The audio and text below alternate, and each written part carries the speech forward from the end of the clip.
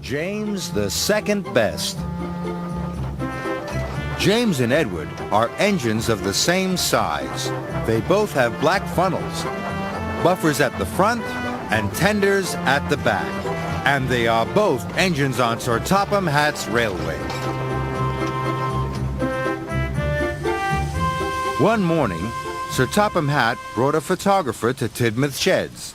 "This year, there is to be a holiday poster for the railway," Sir Topham Hatt said, "and I need an engine to be on the poster." All the engines were very excited. James was sure his photograph would be taken. "I will look wonderful on the poster," thought James. "The engine on the Sodor Railway poster will be Edward," announced Sir Topham Hatt. Edward was delighted. But James couldn't believe it. He was sure a red engine would be just the thing for the poster. The photographer tried to take a picture of Edward, but James got in the way. "James, leave the shed now," ordered Sir Topham Hatt. James puffed sadly away. Soon the posters were seen all over the island. But James still wanted to be the poster engine. "I wonder why Edward was chosen instead of me," James puffed. "Because," huffed Henry, "Edward is always gentle with his freight cars." "And he doesn't mind doing the dirty jobs," puffed Percy. "And he's always on time," chuffed Thomas.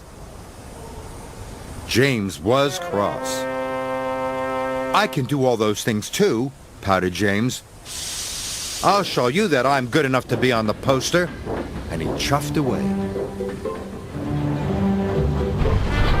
The next day, Edward and Thomas were working in the yard.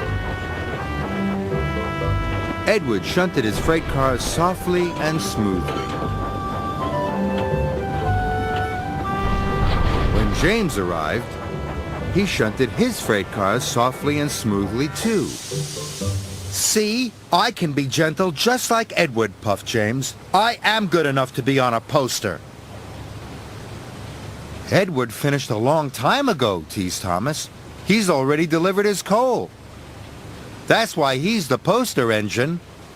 James wanted to be as good as Edward, so he raced off to collect his coal cars.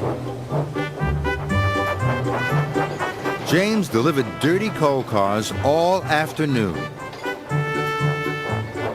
He became greasy, grimy, and grubby. And his bright, shiny red coat was soon covered in coal dust. "See," puffed James, "I can get just as dirty as Edward. I am good enough to be on a poster." But James was so dirty it took a long time to get him clean.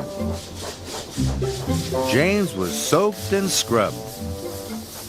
They even brushed behind his buffers. "Your gentle shunting and getting dirty has made you late for your passengers," puffed Percy cheekily. "Edward is always on time. That's why he's the poster engine." Then James had an idea. "If I take Gordon's express line instead of the branch line," he thought, "I will arrive before Edward and collect my passengers first. That will show everyone I'm good enough to be on a poster." So James puffed onto Gordon's line. Then he raced across the countryside. James rattled over bridges and clattered through tunnels. He really wanted to get in front of Edward. James puffed back onto Edward's line. "It worked," laughed James. "I'm first." Suddenly, the signal turned red. James applied his brakes and screeched to a halt. But Edward couldn't stop in time.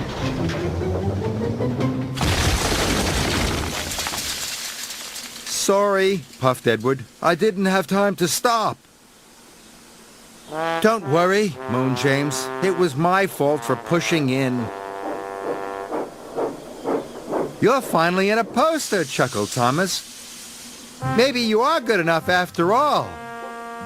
But James didn't feel very good. He felt very silly. Soon, Emily arrived with Sir Topham Hatt. James, your racing around has caused confusion and delay, Sir Topham Hatt said sternly. Yes, sir. Sorry, sir. James puffed sadly. Edward, your cylinder has been damaged. You can't take the children to the seaside today. The children at the station were very sad. But we wanted to ride on the poster engine, the children cried. James felt worse than ever. Please, sir, James puffed. If I was a back engine, all the children could still ride on Edward. What a wonderful idea, said Sir Topham Hatt. Edward and his passenger cars were very heavy, but James pushed them slowly to the seaside. His pistons pumped and his axles ached, but James pressed on.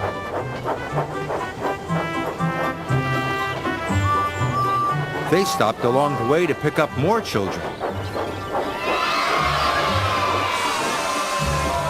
It's Edward, the children cheered.